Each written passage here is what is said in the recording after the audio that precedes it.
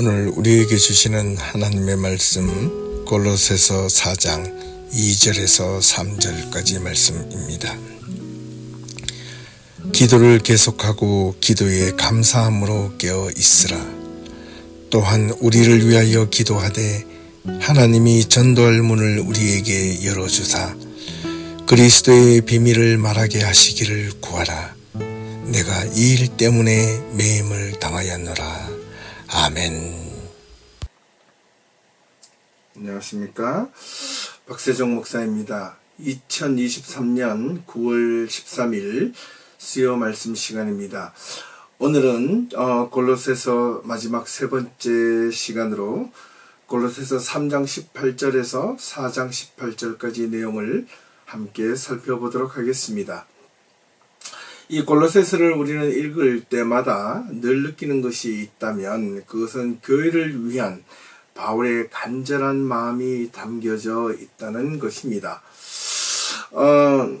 무엇보다도 교회가 문제가 생기거나 또 어려움이 생겼을 때 혼란스럽게 되는 이유는 분명 질서가 없기 때문일 것입니다. 그러므로 교회는 무엇보다도 질서가 필요합니다. 그 질서는 어떤 세상적인 질서라기보다는 하나님의 질서를 의미합니다.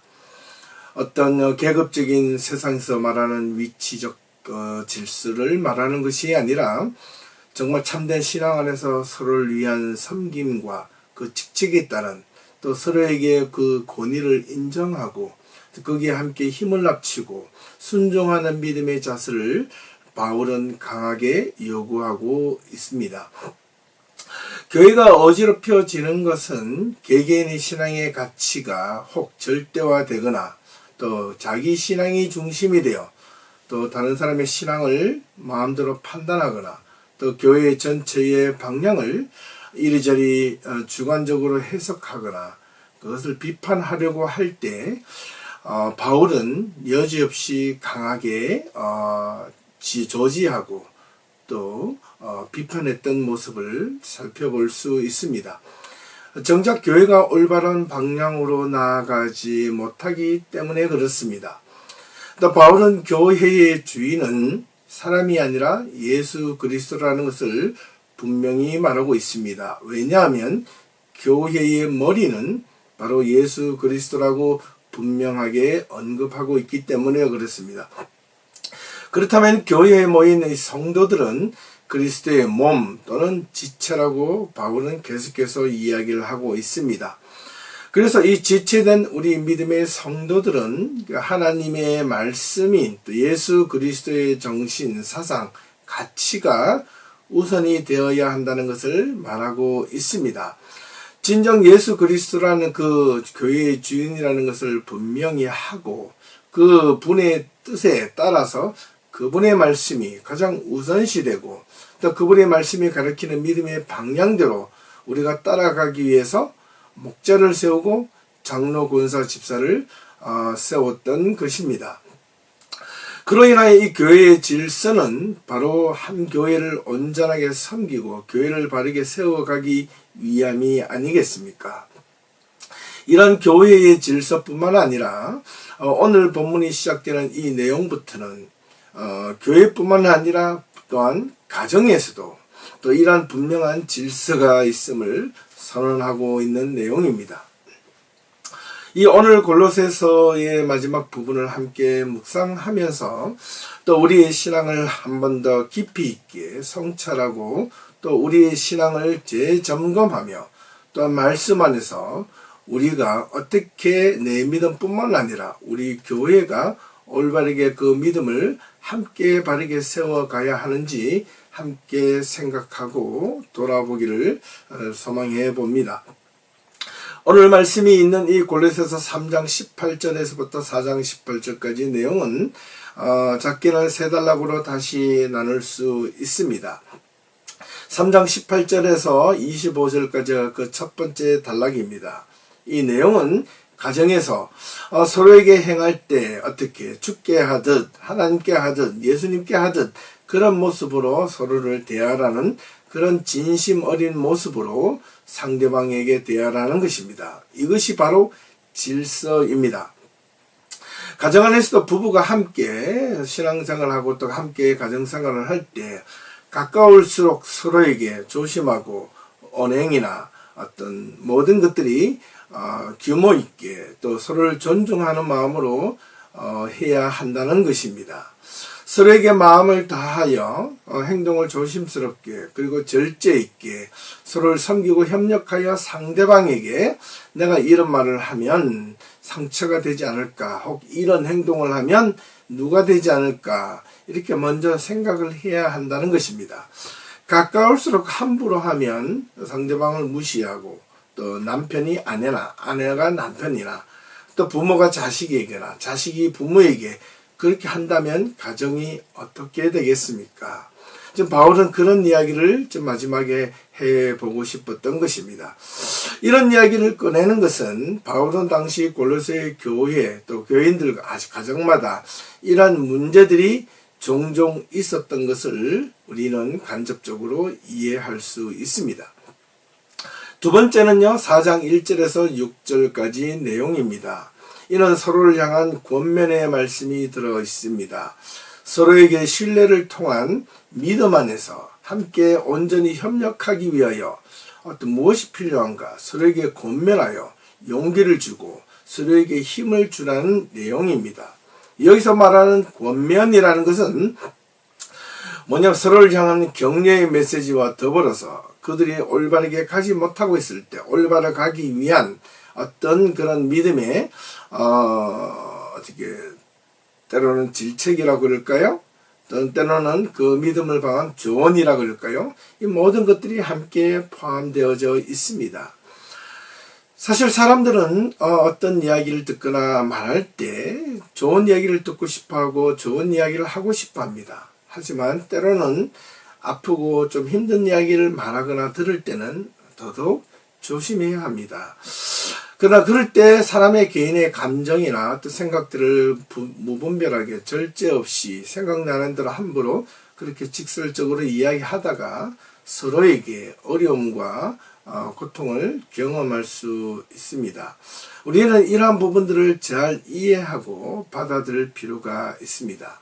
그래서 이 권면을 통해서 자신이 미처 알지 못하고 깨닫지 못했던 부분들을 깨닫게 해주는 데는 그 권면할 때 진심 어린 마음이 함께 필요합니다. 이런 참된 권면을 통하여 받아들이고 또 이해하는 모습이 서로에게 필요할 때 교회는 온전하게 바르게 세워져 갈 수 있다는 겁니다. 그런 서로를 향한 용납함이 있을 때 교회는 건강해질 수 있습니다. 마지막 세 번째는 4장 7절에서 18절까지의 내용입니다. 바울의 마지막 인사말이 들어있는데요. 바울이 이 편지를 쓰게 되면서 함께 바울의 동역자들을 골로새 교회에게 보내는데요. 어떻게 어떤 마음으로 그들과 함께 보내게 되었는지에 마지막 인사말을 통해서 설명하고 있는 내용으로 이 골로새서가 마무리되고 있습니다. 자, 그렇다면 이제 우리 한 절 한 절 그 말씀을 읽어가면서 우리가 함께 내용을 살펴보도록 하겠습니다. 우리가 이 말씀을 우리가 읽고 한 절 한 절 볼 때마다 우리가 그 말씀의 또 본질과 의미를 잘 이해할 수 있으면 참 좋겠습니다. 3장 18절부터 함께 읽어내도록 하겠습니다. 18절과 19절입니다. 아내들아, 남편에게 복종하라. 이는 주 안에서 마땅하니라. 또한 남편들아, 아내를 사랑하여 괴롭게 하지 말라. 자, 여기서 바울은 모든 이들에게 뿐만 아니라 가정 안에서 골로새 교인들에게 특별히 부부간의 여러 가지 도덕적인 문제, 질서와 규범적인 문제를 거론하고 있습니다. 아내들아 남편에게 복종하라. 이는 주 안에서 마땅하니라 라고 했죠. 복종이라는 단어가 때로는 마음에 거슬리기도 합니다. 왜냐, 오늘과 같은 이 사회에서 복종이라는 단어는 때로는 힘겹고 어렵고 또 불편하기 때문에 그럴 수 있을지도 모릅니다. 부부가 가정을 토대로 하여 시작되는 것은 틀림이 없는데요. 가정이 온전하게 세워지기 위해서는 부부 가운데서도 또한 작은 질서가 있어야 됩니다. 가정을 이끄는 리더가 누구이어야 하느냐라는 것입니다. 당시 로마 시대 제국 사회에서는 남편이 가정을 이끌었던 것입니다. 현대 사회도 대부분 그렇고요. 그렇게 한다면 누군가가 리더는 가정 안에서 한 명이 되어야 하고 또는 함께 협력하고 동반해야 되는 것은 틀림이 없습니다. 그런데 여기서는 복종하라는 그 의미는 무조건 굴복하라는 뜻이 아닙니다. 어떻게 하냐면 아내가 남편에게 온유와 덕을 가지고 우리 주님께 마음과 정성을 다하여 남편에게 그렇게 대하면 마치 복종하듯 그렇게 진심을 다하여 대하면 어떻게 되겠습니까? 남편이 아내에게 함부로 대하겠습니까? 참된 남편이라면 그렇지 않을 것입니다. 19절에 이어서 말씀하고 있지 않습니까? 남편들아 아내를 사랑하여 괴롭게 하지 말라고 합니다. 이는 함부로 대하지 말라는 뜻입니다. 개인의 자기의 감정대로 이끌린 대로 하고 싶은 대로 그렇게 하지 말라는 뜻이었습니다. 아내를 진심으로 사랑하는데 이 사랑은 단지 에로스적인 이성 간의 사랑을 뜻하는 것이 아닙니다. 하나님을 사랑하듯 하나님을 섬기듯 아내를 그렇게 지극정성을 다하여 참된 마음으로 사랑을 하라는 것입니다. 사실 사랑의 종류는 여러 가지가 있지 않겠습니까? 어떻게 보면 이성적인 사랑은 어떻게 보면 이런 말이 적당한지 모르겠는데 주변을 들어보고 경험상 어떻게 보면 이 유효기간이 있다는 겁니다. 하지만 하나님의 사랑, 에로스가 아니라 아가페적인 사랑은 유효기간이 없습니다.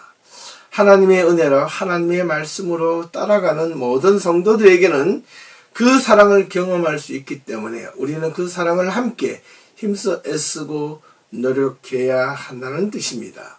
그러므로 남편들아 아내를 사랑하며 괴롭게 하지 말라는 그 뜻의 의미가 바로 그렇게 적용이 될 수 있는 겁니다. 결국 그렇다면 아내들은 남편에게 무조건 복종을 뜻하는 말이 아니고요. 어떻게 온유와 덕을 가지고 남편을 대하고 남편도 역시 아내에게 복종하라 했으니 마음대로 그렇게 아내를 다루지 말라는 뜻입니다. 20절과 21절 말씀입니다. 자녀들아 모든 일에 부모에게 순종하라. 이는 주 안에서 기쁘게 하는 것이니라. 아비들아 너희 자녀를 노엽게 하지 말지니 낙심할까 함이라.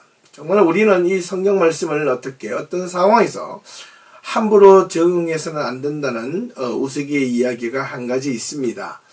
그 이야기를 좀 들려드리고 싶은데요. 어떤 한 집안에서 신앙적인 가정이 있었습니다.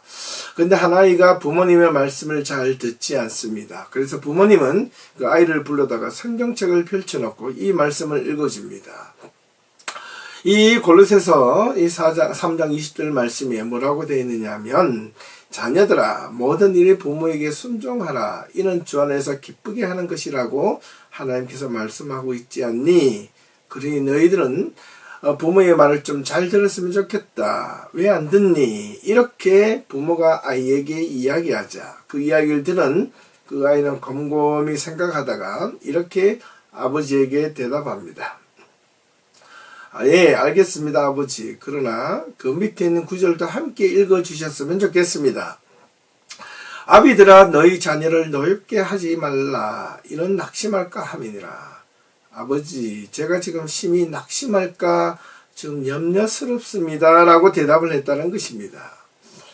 정말 그렇습니다. 정말 우리는 성경 말씀을 적용할 때도 이렇게 상황에 맞는 것을 적용한다고 해도 올바르게 적용을 해야 되지 않겠습니까?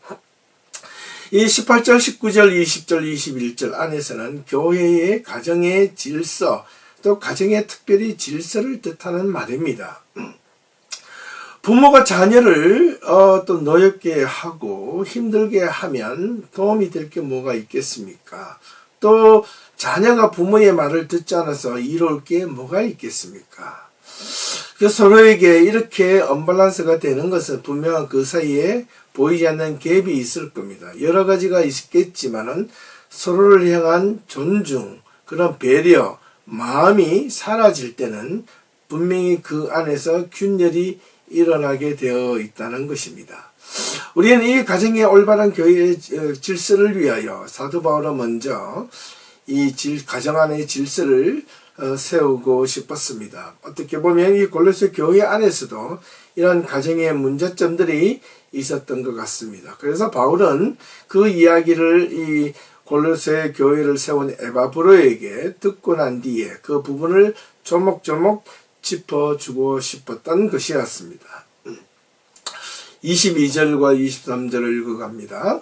종들아 모든 일에 육신의 상전들에게 순종하되 사람을 기쁘게 하는 자와 같이 눈가림만 하지 말고 오직 주를 두려워하여 성실한 마음으로 하라.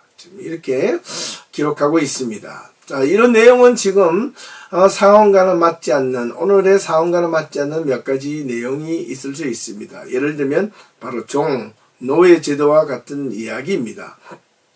노예 제도는 사실 지금부터 약 100년, 조금 더 멀리 잡으면 약 한 150년 전까지만 해도 우리 곁에, 우리 사회에서도 어떻게 해요? 노예 제도가 그리 있었습니다. 이것이 철폐된 지가 그리 사실 오래되지 않았습니다. 사람이 사람을 사고 팔고 종으로 부린다는 것은 오늘날 상식에도 사실 맞지 않습니다. 그런데 사실 구약 성경이나 신약 성경에도 보면 이런 노예 제도를 당연하게 사회적 제도에 하에서 그것이 당연한 듯 보여지는 내용들이 상당히 많이 있습니다. 예를 들면 오늘 이 22절과 같은 구절입니다.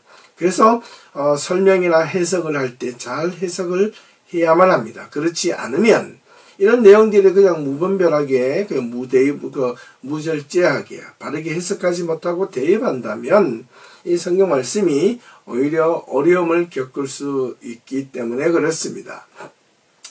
바울은 이 노예들에게 이렇게 설명합니다. 노예들아, 종들아, 상전들에게, 주인에게 사람들에게 대충 하는 것처럼 아웅하며 눈가림처럼 하지 말고 오직 주를 위해 성실한 마음으로 하라. 주인에게 정말 진심을 다하여 마음을 다하여 주인이 일을 시켰을 때 그 일에 대하여 최선을 다하는 모습으로 보이라. 그러면 어찌 주인이 그 종을 함부로 대하겠느냐라는 뜻이겠죠.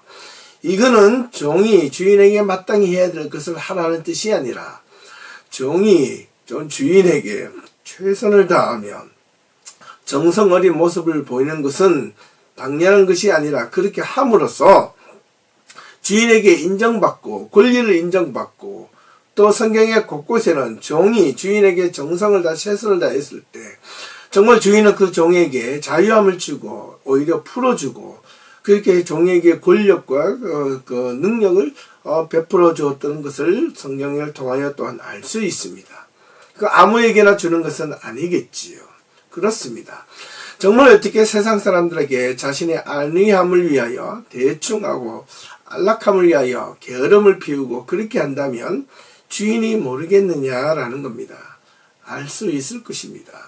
그래서 그 게으른 종과 착하고 충성된 종이라는 것을 성경에는 종종 비유를 들어서 설명을 하고 있었던 것입니다.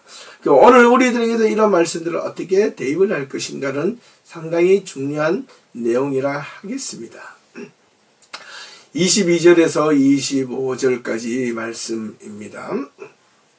그래서 무슨 일을 하든지 마음을 다하여 주께 하듯 하고 사람에게 하듯 하지 말라. 이는 기업의 상을 주께 받을 줄 아나니 너희는 주의 그리스도를 섬기느니라. 불의를 행하는 자는 불의의 보응을 받으려니 주는 사람을 외모로 어떻게 취하심이 아니니라. 없느니라. 이렇게 설명하고 있습니다. 자, 지금 가정 안의 질서를 세 가지로 설명을 하고 있네요. 부부와의 관계, 부모와 자녀와의 관계, 또 주인과 종의 관계를 이렇게 세 가지로 나누어서 설명을 하고 있습니다. 그렇습니다. 이 가정 안에서는 이 세 가지 질서가 아주 중요하게 세워질 필요가 있다고 바울은 설명을 하고 있습니다. 그래서 그 핵심은 23절 무슨 일을 하든지 마음을 다하여 주께 하듯 하고 사람에게 하듯 하지 말라. 즉 말하면 보여주기 위한 식으로 하지 말라. 주께 하듯, 이 주님은 이제는 보이지 않는 하나님께 하듯, 네가 보이지 않는 것에 사람이 보이지 않는다고 네 마음대로 대충 하지 말고 사람에게 하듯 하지 말라. 눈에 보이는 것처럼 그렇게 하지 말라는 뜻입니다. 정말 그렇다면 어떤 마음으로 어떤 생각으로 진심으로 살아야 되겠냐라는 것입니다. 가정 안에서는 서로가 서로를 향한 진실한 신뢰가 있어야 합니다. 그 신뢰가 없다면 가정은 가정으로서 온전한 역할을 하지 못할 것입니다. 남편이 아내에게, 아내가 남편에게, 부모가 자녀에게, 자녀가 부모에게, 종이 주인에게, 주인이 종에게 참된 신뢰가 있다면 그 가정 안에 얼마나 끈끈한 서로에게 생각과 화목과 믿음을 줄 수 있겠습니까? 그것이 가정에 필요한 가장 기본적인 질서의 방법이라는 것입니다. 그렇게 하고자 하는 것은 가정 안에 또한 기업의 상을 주께 받을 줄 알미니 바른 질서가 있을 때 그것이 온전하게 바르게 세워지고 또는 그걸 통하여 어떻게 교회 안에 들어왔을 때 교회 공동체가 온전하게 바르게 세워질 수 있다는 것을 바울은 말하고 있습니다. 하지만 이렇게 25절에 설명을 하고 있습니다. 불의를 행한 자는 불의의 보응을 받을 것이지만 주는 무엇을 사람을 어떻게 외모로 어떻게 취하심이 없다. 그래서 사무엘상에 보면 하나님은 사람을 어떻게 본다고요? 중심을 보시는 하나님이라는 겁니다. 그렇기 때문에 사람을 외모로 취하지 않는다는 이 사실은 성경의 불변의 진리입니다. 그러나 우리는 자신이 교회 안에서나 특별히 사람들의 관계에 있어서 자꾸 외형적인 모습에 관심을 가지고 그것을 보여주려고 합니다. 또 사람의 인간관계에 있어서 그 외형적인 모습이 참 소중한 시대가 되었다는 것은 정말 틀림이 없는 것 같습니다. 이를 가지고 라틴어를 표현하면 페르소나라고 말을 합니다. 페르소나는 가면이라는 뜻이지요. 가식된 가면, 진짜가 아니라는 겁니다. 그래서 사람은 자신의 본질, 본자, 진짜 자기 자신의 모습을 드러내려 하기보다는 어떻게 가식적이고 형식적인 모습을 통해서 다른 사람들의 관계를 맺으려 한다는 것입니다. 이런 관계는 사회적으로는 가능할지 모르나 하나님 앞에서는 그것이 허용이 되지 않는다는 것입니다. 왜냐하면 하나님은 사람을 외모로 페르소나로 평가하지 아니하시기 때문에 그렇습니다. 하나님은 진실로 외모로 평가하는 것이 아니라 중심을 보고 평가한다는 것입니다. 그 중심에 무엇이 있느냐? 그 사람의 중심에 하나님의 말씀이 있는 자는 말이나 행동이 하나님의 말처럼 나오게 되어 있습니다. 하나님의 이야기를 하게 되어 있습니다. 하나님의 선포를 하게 되어 있습니다. 하지만 하나님이 아니라 자기 중심이 있으면 하나님의 말씀을 가지고 판단이 되고 저치가 되고 상대방을 비판을 하게 되어 있습니다. 그것도 무절제한 비판, 무형식적인 비판입니다. 그래서 자기가 생각난 대로 하나님의 말씀이라는 이유로 막 함부로 상대방을 평가해 버립니다. 그러면 어떻게 되겠죠? 사람은 감정의 동물입니다. 그래서 감정 있는 상대방이 이렇게 속이면서 말한다 할지라도 저 사람이 진심을 담아서 사랑을 담아서 말하는 것인지 아닌지를 알 수 있다는 것입니다. 우리는 정말 이런 관계를 배울 수 있어야 합니다. 신앙 안에서 훈련이라는 것은 하나님의 말씀만 뜻하는 것이 아닙니다. 내가 말씀 안에서 인격이 다듬어지고 하나님 앞에서 어떤 신앙이 다듬어진다는 것은 말씀을 듣고 말씀대로 따라 산다는 그것이 무엇이냐? 오로지 사람의 개인적인 어떤 모든 외적인 것까지 바뀌어질 수 있음을 설명을 하고 있는 내용입니다. 그래서 외모로 평가하지 아니하시는 하나님, 중심을 보시는 그 하나님의 의미를 올바르게 생각할 수 있어야 하겠습니다. 여기까지가 가정 안에서 질서 또는 첫 번째 단락입니다. 이제 두 번째 단락으로 4장 1절에서 6절까지 말씀을 보겠는데요. 주제는 서로를 향한 권면의 말씀을 어떻게 해야 하는지에 대해서 바울은 골로새 교인들에게 조언을 하고 있는 내용입니다. 4장 1절과 2절로 넘어가겠습니다. 상전들아, 의와 공평을 종들에게 베풀지니 너희에게도 하늘에 상전이 계심을 알지어다. 또한 기도를 계속하고 기도에 감사함으로 어떻게 해요? 깨어 있으라 라는 것입니다. 첫 번째, 상전들아, 의와 공평으로 종들에게 베풀라는 이 의미는 내가 주인이기 때문에 종들을 함부로 대하지 말고 뭔가의 기준을 가지라는 겁니다. 그 기준은 의와 공평입니다. 이 의와 공평이라는 말은 구약 성경에 보면 한마디로 어떤 비유사한 의미를 갖고 있습니다. 체데카라는 개념입니다. 이 히브리어로 체데카는 공의를 뜻하는 말이고 정의를 뜻하는 말이기도 하지만은 공평을 뜻하는 말입니다. 저울과 추를 의미합니다. 그래서 우리가 잘 아는 justice라는 이 라틴어 공평, 재판의 신, 의의 신은 두 눈을 가지고 추를 들고 있는 모습을, 한쪽에는 칼을 들고 있는 그런 어떤 동상들을 보셨을 겁니다. 사람을 평가할 때 개인의 눈이나 보지 않고 눈을 가리고 행력, 그 외형적인 모습이나 가식적인 모습으로 마음이 기울어질까봐 눈을 가리고 어떻게 공평한 추를 가지고 판단을 하라는 겁니다. 그런 분명한 기준을 가지고 종들에게 베풀라는 것입니다. 이것은 골로새 교인들에게 이렇게 설명하면 그렇구나. 교회 안에서 정말 필요한 것이 무엇이다. 의와 공평이라는 것입니다. 누군가에게 나는 개인적으로 친하기 때문에 이 사람에게 더 잘해주고 내가 이 사람에게는 좀 마음이 끄끄럽기 때문에 덜 잘해주고 불편하고 내가 어떤 직책에서 장이기 때문에 그 부원들에게 나는 장이요 함부로 대해서는 안 된다는 겁니다. 오히려 섬기는 모습이 필요합니다. 제대로. 그래서 주인이 상전들이 종에게 이런 의와 공평으로 베풀라는 이런 말을 했을 때 특별히 교회 지도자들은 어떻게 성도들을, 교인들을 어떻게 대해야 될지 그렇게 바르게 알라라는 뜻이기도 할 것입니다.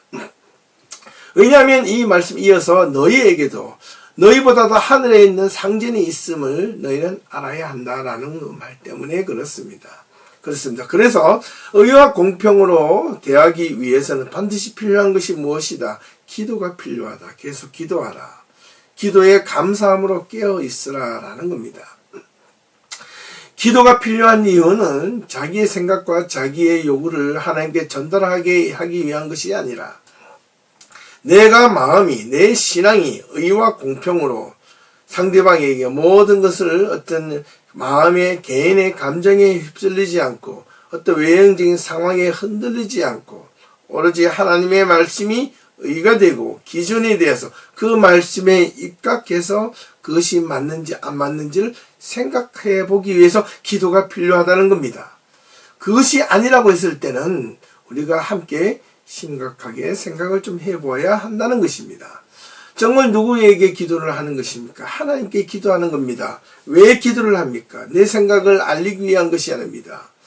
어떤 것에 대하여 좀 불편함이 있을 때 하나님께 기도하는 것은 하나님 왜 그래요? 그것이 아니고 하나님의 뜻은 무엇입니까? 하나님은 어떻게 하기를 원하십니까? 라고 정말 함께 생각을 해보았으면 좋겠다는 이 바울의 간절한 마음이 들어있다는 것을 기억해야만 하겠습니다. 자, 3절과 4절입니다. 또한 우리를 위하여 기도하되 하나님이 전도할 문을 우리에게 열어주사 그리스도의 비밀을 말하게 하시기를 구하라. 내가 이 일 때문에 매임을 당하였노라. 그리하면 내가 마땅히 할 말로서 이 비밀을 나타내리라. 바울은 지금 이렇게 설명을 하고 있습니다. 바울은 골로새 교인들에게 교훈과 훈계와 책망만 할 뿐만 아니라 자신들이 가지고 있는 문제에 대해서 여지없이 설명합니다. 그것은 바로 우리를 위하여 바울과 그의 동력자들을 위하여 기도해 달라는 요청입니다. 우리의 기도를 필요로 하는 것은 우리가 나는 지금 로마 감옥에 갇혀 있지만 지금 내가 그 안에서 그럼에도 불구하고 내가 지금 죽을 때까지 하고 싶은 것이 있는데 무엇이다 하나님의 복음을 전하는 그런 전도의 문을 우리에게 열어주사 예수 그리스도의 비밀을 나는 전하고 싶은데 전하지 못해서 너무 마음이 안타깝다라는 뜻입니다. 그래서 너희들의 기도가 필요하다. 우리는 이것을 위하여 합심하여 함께 기도했으면 좋겠다라고 바울이 요청하고 있는 겁니다. 5절과 6절의 말씀입니다. 외인에게 대하여는 지혜로 행하여 세월을 아끼라. 너희 말을 항상 은혜 가운데서 소금으로 맛을 냄과 같이 하라. 그리하면 각 사람에게 마땅히 대답할 것을 알리라. 외인에게 대해서는 지혜로 행하여 세월을 아끼라. 너희 말을 항상 은혜 가운데서 소금으로 맛을 냄과 같이 하라라는 겁니다. 외인이라는 것은 바깥 사람을 뜻하는 것이 아니라 불신자를 먼저 이야기합니다. 그런데 마치 3절과 4절 이 내용이 이 5절과 6절의 말과 조금 상반된 것처럼 보여지는데 사실 그렇지 않습니다. 잘 들어보십시오. 이 불신자들에게 대해서는 지혜로 행하되 세월을 아끼라는 겁니다. 불신자들에게 복음을 전할 때 어떻게 지혜롭게 복음을 전하되 이 불신자들이 그 마음을 복음을 받아들일 준비가 되지 않으면 어떻게 하라? 빨리 그만두라는 겁니다. 왜냐하면 그것은 시간 낭비라는 겁니다. 그래서 세월을 아끼라고 표현을 한 겁니다. 네가 지금 다른 곳에 복음을 전할 때도 훨씬 많다라는 의미이기도 합니다. 그러므로 6절에 보면 너희 말을 항상 은혜 가운데서 소금으로 맛을 냄과 같이 하라. 어떻게 해요? 정말 감칠맛 나게 복음을 전할 수 있어야 된다. 또 아니면 소금이 맛을 낸다는 것은 꼭 필요한 말씀을 하라는 뜻이기도 합니다. 제대로 된 말씀을 전하라는 뜻입니다. 음식에 간이 맞지 않으면 맛이 없듯이 복음의 핵심은 복음의 맛은 예수 그리스도를 증거하는 데 있습니다. 세상에 아무리 많은 재료를 가지고 맛을 내려 한 듯 소금만큼 좋은 재료가 없다라는 것이죠. 우리가 복음에 있어서 복음을 전하는데 가장 좋은 맛은 예수 그리스도의 말씀이라는 겁니다. 이것은 바울은 분명하게 이야기하고 싶어 했던 것입니다.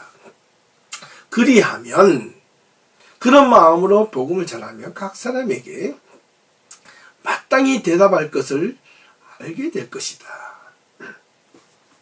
사람은 어떻게 복음을 전하라 그러면 이런 말을 생각을 많이 합니다. 나는 어떻게 전할지 몰라. 나도 내 삶을 잘 살지도 못하는데 그렇습니다.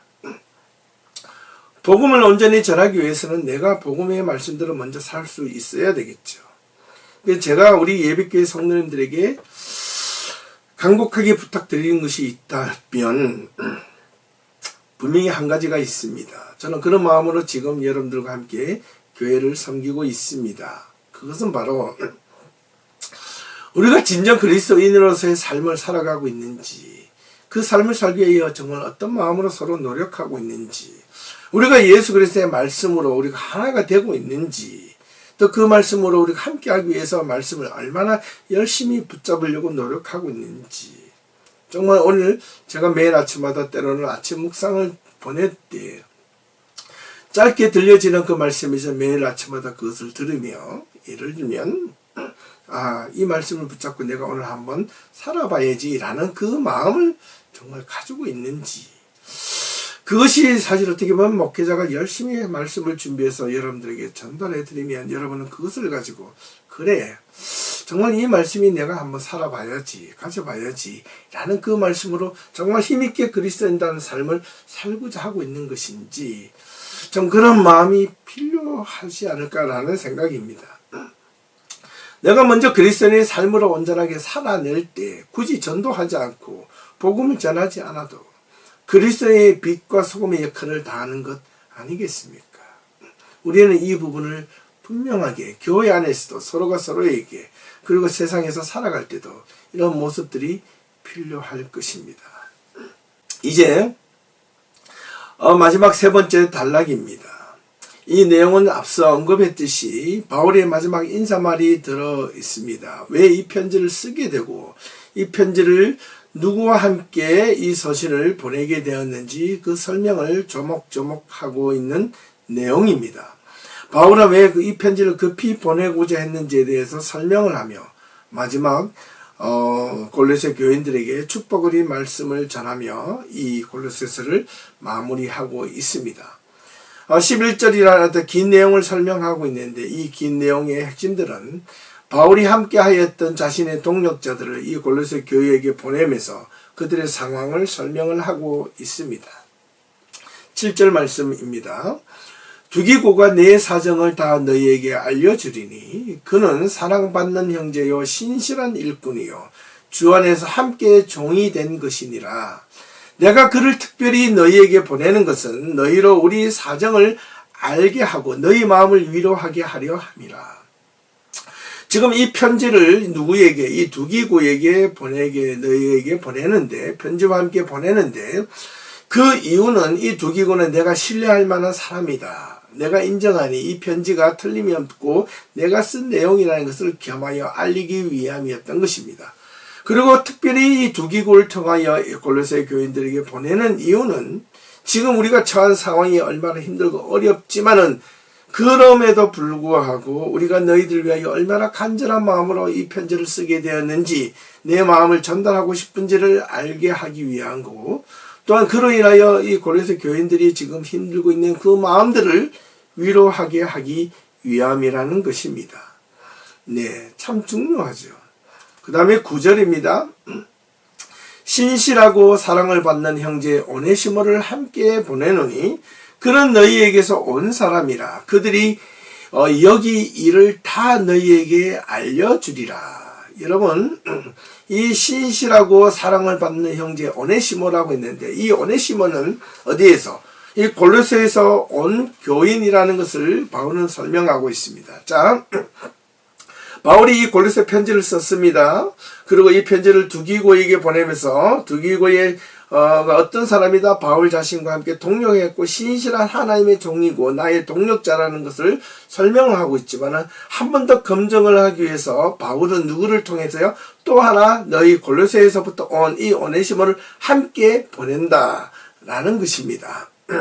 그래서 이 오네시모도 지금 우리가 처해 있는 이 상황을 잘 정말 바르게 설명을 할 것이라고 설명을 하고 있는 것입니다. 10절입니다. 나와 함께 갇힌 아리스다고와 바나바의 생질 마가와 그리고 마가에 대하여 너희가 명을 받았음에 그가 이르거든 영접하라 라고 설명하죠. 또 다시 바울과 함께 첫 번째는 두기고 그 다음에 오네시모 뿐만 아니라 나와 함께 갇혀 있었던 이 아리스다고 갇혀 있다는 이 말은 지금 바울과 같이 이렇게 감옥에 갇혀 있다는 것이 아니라 하나님의 복음에 갇힌 자, 하나님의 복음으로 인하여 그 말씀에 얽매인 자라는 뜻입니다. 복음을 위하여 부름을 받은 자라는 뜻입니다. 그가 누구이다? 아리스다고라는 겁니다. 이 자도 또 함께 보낸다는 겁니다. 그리고 특별히 바나바의 생질 마가, 조카 마가도 함께 보내는데 그는 지금 뭔가 골로새에게 소명을 받아서 간다는 겁니다.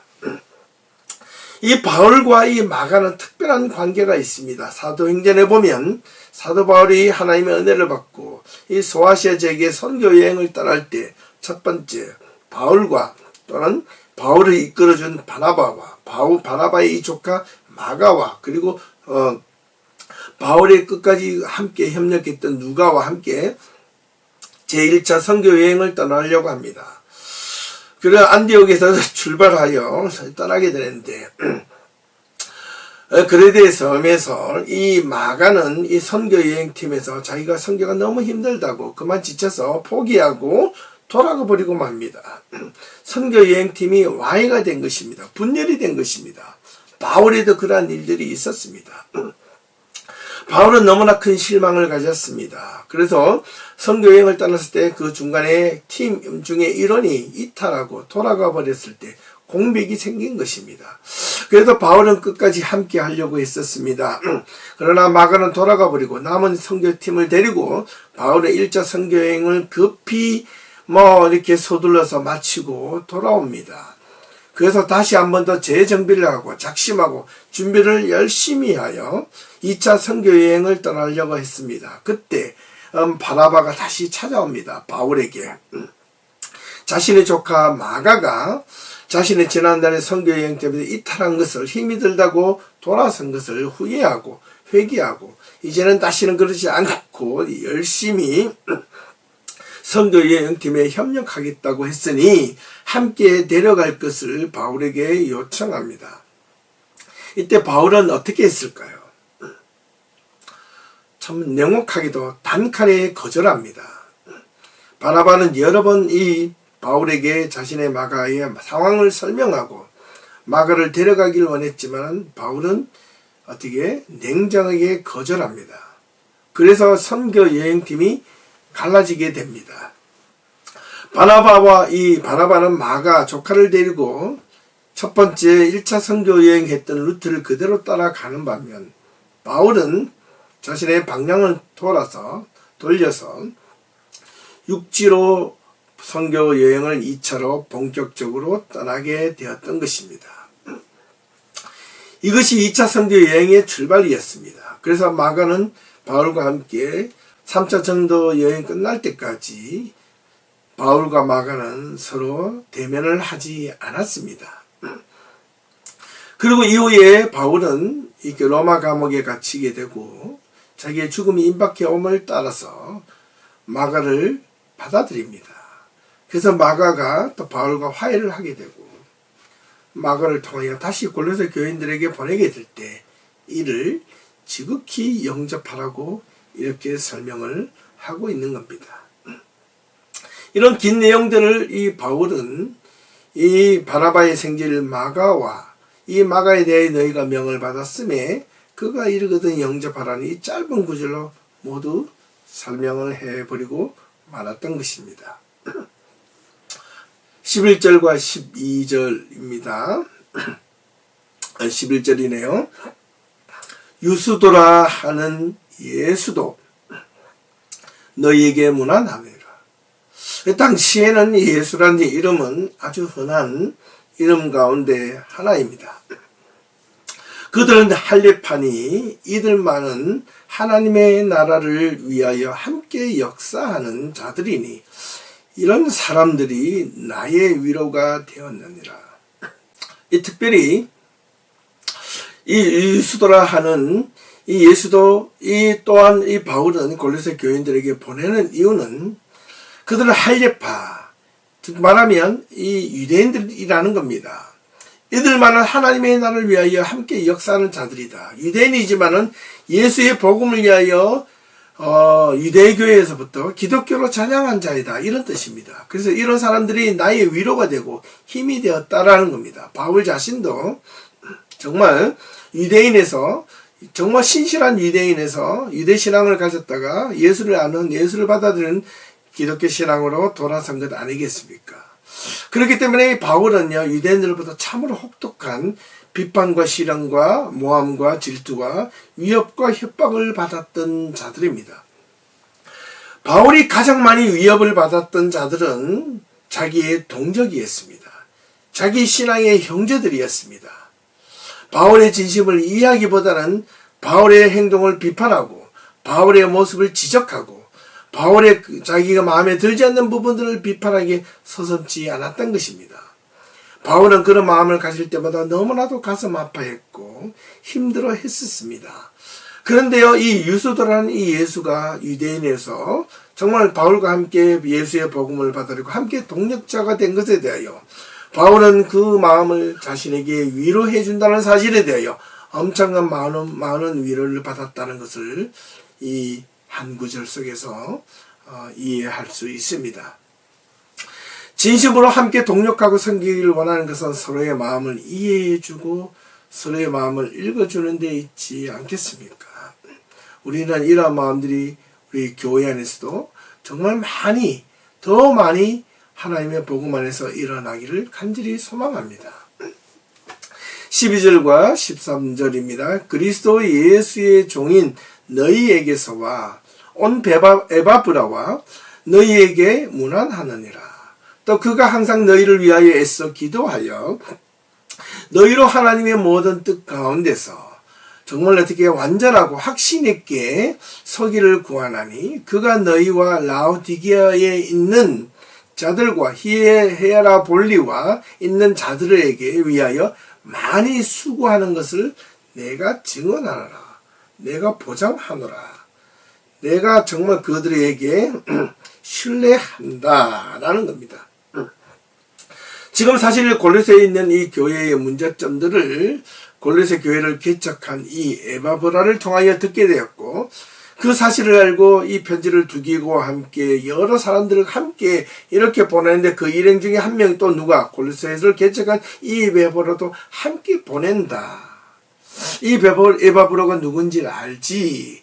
그가 항상 너희를 위하여 기도하고 너희로 하여금 하나님의 모든 그 뜻 가운데 완전하게 확실하게 서 있기를 구하는 자가 아니더냐. 그래서 그에게 어떻게 그를 인정하고 순종하고 그를 말씀을 따르라라고 이야기를 하고 있는 겁니다. 이것이 바로 교회의 질서입니다.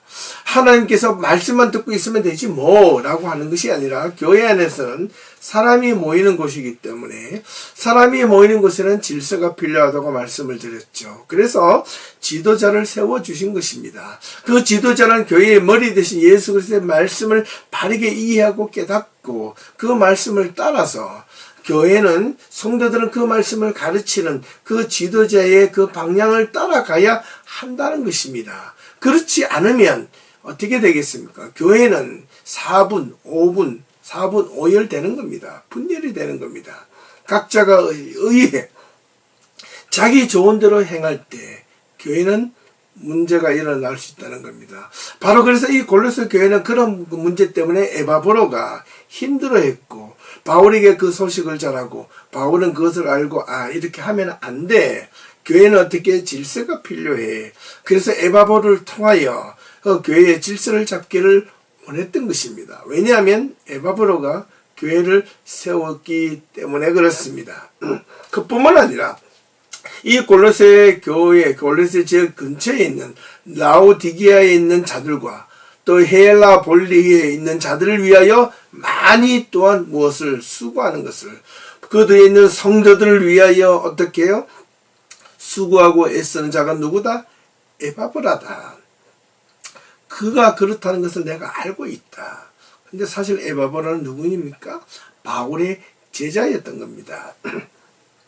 바울의 제자였기에 바울은 누구보다도 에바브라가 어떤 심정으로 어떤 삶을 살고를 원했는지 너무나도 잘 알고 있었다는 것을 바울은 알고 있었던 것입니다. 14절과 15절 16절 말씀입니다. 사랑을 받는 의사 누가와 또 데마가 너희에게 문안하느니라. 라오디게아에 있는 형제들과 눈바와 그 여자의 집에 있는 교회에 문안하고 이 편지를 너희에게 읽은 후에 라오디게아에 있는 교회에서도 읽게 하고 또 라오디게아로부터 오는 모든 편지를 너희도 읽으라 라고 지금 이야기를 하고 있습니다. 두 가지를 설명을 하고 있습니다.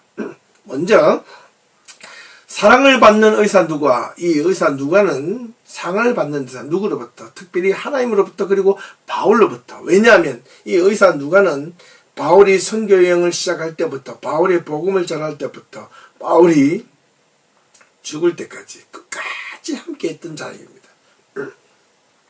항상 바울 곁을 지켰던 이 누가는 묵묵하게 바울을 지켰습니다.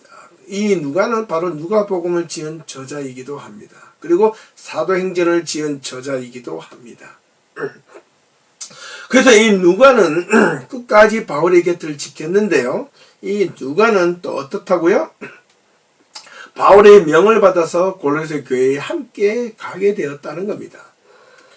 정말 진심으로 개런티하고 보증할 수 있는 자가 누가였다는 겁니다. 또 데마가 너에게 문안하고 믿음의 동력자, 그뿐만 아니라 라오디게아에 있는 형제들과 눈바와 그 여자의, 눈바와 그 여자, 눈바의 집에 있는 모든 교회 성도들에게 문안하고 인사를 할 뿐만 아니라 이 편지를 골로새에 있는 교회 너희들에게만 읽을 뿐만 아니라 그 근처에 있는 라오디게아 교인들에게도 함께 이 내용을 읽게 하고 또 라오디게아 교인들로부터 이 읽은 뒤에 어떤 말씀에 대한 피드백이라든가 이런 내용들을 써서 보내어지게 될 때 너희들도 그것을 함께 돌려서 읽으라라는 뜻이었습니다.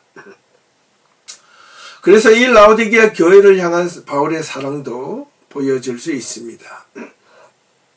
비단 이 바울은 골로새 교회를 향한 메시지를 전하는 것이기도 하지만은 단지 골로새 교인들만을 위하여 전하는 메시지가 아님을 알 수 있습니다. 사실 복음을 전하는 데는 그것이 필요합니다. 목사가 한 교회를 섬기고 그 교회를 향하여 설교를 할 때는 첫 번째는 그 교회에 있는 교인들을 대상으로 설교도 해야 되겠지만 비단 한 교회, 자신의 교회만을 위해서 설교하는 것이 아니라 온 하나님의 백성들을 위한 설교의 메시지이기도 이어야 합니다. 그래서 때로는 안타까운 심정으로 하나님의 모든 교회가 어떠해야 하는지 그 산 설교자의 메시지 가운데서 드러나야 합니다. 그래서 행여 어떤 사람들은 한 목사가 이렇게 말씀을 전할 때 이렇게 생각될 수 있습니다. 왜 자꾸 나를 보고 하는 설교일 것 같다 라고 들려지는 이야기가 있을 수 있습니다. 그렇지 않습니다. 진정 참된 목자라면 사람을 공격하지 않습니다. 복음을 그대로 전하는 겁니다. 오히려 그 말씀을 받았을 때 두 가지 반응이 일어납니다. 정말 그런 마음이 있다면 아 그래 내가 그런 삶을 살지 못했구나. 내가 그렇게 살아야지. 말씀 가운데 살아야지 라는 뜻일 수 있고요. 그런 마음을 가질 수 있는 반면 또 다른 마음은 반감이 일어날 수 있습니다. 어떤 반감인가요? 그래 나는 못해. 그런데 왜 자꾸 나도 그걸 알고 있어. 그런데 왜 자꾸 나를 향해서 그런 지적을 하는지. 그렇게 되면 신앙에 아무런 은혜나 도움이 되지 않습니다. 진정 참된 목자라면 사람을 위하여 이용을 하거나 사람을 선동하지 않습니다. 있는 그대로 말씀을 전합니다. 사람의 눈치를 보지 않습니다. 복음을 전하는 것입니다. 그래서 바울은 많은 공격을 받았습니다. 하나님의 복음에 있는 그대로 전하다 보니까 예수님 하나님의 그 간절한 마음을 전하다 보니까 때로는 역정도 내고 힘을 주고 분도 내고요 화도 내고 정말 세상 사람들이 이해하지 못할 정도로 성도들이 이해하지 못할 정도로 거친 은사도 내뱉는 것을 알 수 있습니다. 정말 그런 마음들이 우리가 이해할 수 있다면 참으로 좋겠다는 겁니다. 저는 바울의 서신들을 읽을 때마다 그런 것들이 참 많이 보여집니다. 그래서 더없이 바울의 간절한 마음을 읽을 수가 있다는 것입니다. 한 설교를 할 때 자신의 교회를 향한 뿐만 아니라 정말 모든 교회를 향하여 그렇게 메시지를 전할 수 있는 큰 힘이 우리들에게 필요할 것입니다. 마지막으로 17절 18절 말씀을 읽겠습니다. 아키뽀에 이르기를 주 안에서 받은 직분을 삼가 이루라고 하라. 나 바울은 친필로 문안하노니 내가 매인 것을 생각하라. 은혜가 너희에게 있을지어다. 이렇게 바울은 마지막 말씀을 마치고 있습니다. 여기서 17절 말씀에 아키뽀라는 인물이 나오는데 주 안에서 받은 직분을 삼가 어떻게 잘 이루라라는 겁니다. 이 아키뽀는 아마 골로새 교회의 지도자인 것 같습니다. 또 그도 여러 가지로 많은 힘듦과 상처를 받은 것 같습니다. 그럼에도 불구하고 굳건하게 이기고 어떻게 주 안에서 받은 직분을 성실하게 묵묵히 믿음 가운데서 끝까지 어떻게 해요? 잘 감당하라고 조언을 하고 있습니다. 그리고 마지막 성령의 인사말을 마칩니다. 바울이 친필로 이것을 썼다는 것을 검증하고 다시 한 번 더 보정하고요. 그리고 내가 지금 감옥에 매인 것을 생각해보라. 얼마나 내가 매였지만 내 자신도 몸을 간수하기 힘들지만은 그럼에도 불구하고 내가 친필로 너에게 쓰는 것은 내 마음이 얼마나 너희들을 향하여 간절함이 있는지 생각해 달라는 그 뜻이었습니다. 그리고 마지막으로 은혜가 너희에게 있을지어다. 이는 전형적인 헬라 시대의 인사말 가운데 하나라는 것을 우리가 기억해야 할 필요가 있습니다. 헬라 로마 제국 시대의 마지막 인사말을 항상 이렇게 은혜를 강구합니다. 유대인들은 샬롬 만날 때 인사하고 헤어질 때 샬롬이라고 인사하듯이 우리는 어떻게 만날 때 안녕하십니까? 그리고 마지막에 갈 때 안녕히 계십시오. 이렇게 인사하고요. 그렇듯 인사말입니다.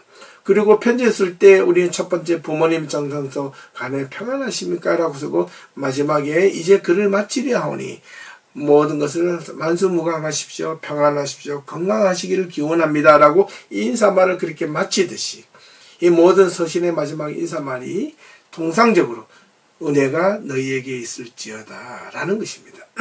그래서 이 유대인들뿐만 아니라 이 시대의 풍습으로 구약 시대에서는 마지막 인사말을 샬롬이라고 말을 한다면 이 신학 시대의 이 로마 제국 시대의 인사말은 어떻다? 카리스 은혜라는 말을 서로에게 사회적으로 일반적으로 통상적으로 썼다는 것을 기억하시면 이 말의 의미를 제대로 이해하실 수 있을 겁니다. 자, 여기까지 우리는 골로새서의 말씀을 함께 살펴보았습니다. 어떻습니까? 세 번에 걸쳐서 이 말씀을 우리가 함께 살펴보았는데요. 지금까지 처음부터 꼭 들어보신 성도들이라면 무언가를 느끼고 한 가지라도 깨달은 것이 있었기를 간절히 소망해 봅니다. 또 제가 부족해서 말씀을 제대로 다 전하지 못한 것도 있을 수 있을 것입니다. 그럼에도 불구하고 이 말씀을 들은 것 가운데 작은 것 하나라도 깨달은 것이 있다면 그 말씀이 여러분들의 삶과 여러분의 가정과 또 우리의 교회를 또 하나님의 교회를 어떻게 올바르게 세워가야 될지 그것을 제대로 깨닫는 그런 귀중한 시간이 되었기를 간절히 소망해 봅니다. 단지 그냥 이 말씀을 듣고 또 스쳐 지나가는 것이 아니라 이 말씀을 붙잡고 그 가운데 있는 하나님의 말씀을 내 삶 속에 한 소중하게 생각해서 그것을 삶으로 실천해 볼 수 있다면 얼마나 좋겠습니까?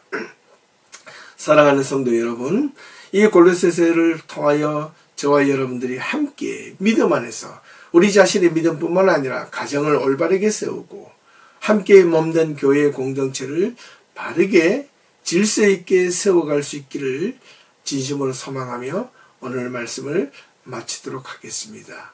끝까지 시청해 주셔서 감사드리며 오늘 말씀을 마치고 인사를 드립니다. 감사합니다. 수고하셨습니다.